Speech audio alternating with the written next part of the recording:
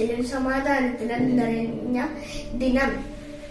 മിക്ക 5:2 ഇങ്ങനെ പറയുന്നു: ബത്ലഹേം അഫ്രത്ത യൂദാ ഭവനങ്ങളിൽ നീ ചെറുതാണെങ്കിലും ഇസ്രായേലിനെ ഭരിക്കേണ്ടവൻ എനിക്കായി നിന്നിൽ നിന്നും പുറപ്പെടും. അവൻ പണ്ടേ യുവങ്ങൾക്ക് മുമ്പേ ഉള്ളവനാണ്. ഹൃദയത്തിലെ പുൽക്കോട്ടിൽ ഉണ്ണിയേശുവിനെ സ്വീകരിക്കാം എന്നാണ് ഈ നോമ്പുകാലം നമ്മെ ഓർമ്മിപ്പിക്കുന്നത്.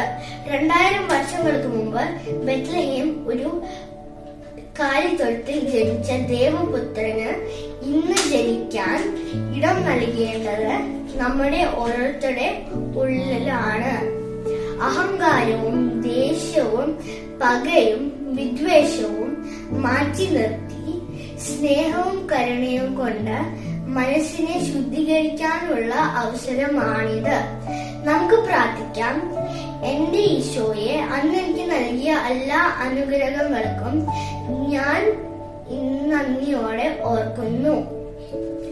എന്നിലേക്ക് വർഷിച്ച എല്ലാ നന്മകൾക്കും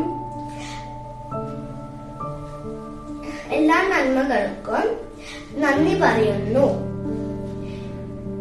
ഉണ്ണീശോയെ എപ്പോഴും നന്ദി നിറഞ്ഞ ഹൃദയത്തോടെ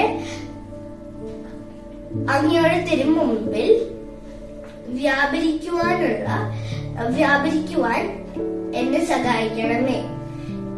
ഇന്ന് ഈ ദിവസം എല്ലാ ശിശുക്കളെയും സമർപ്പിച്ച് പ്രത്യേകം പ്രാർത്ഥിക്കാം.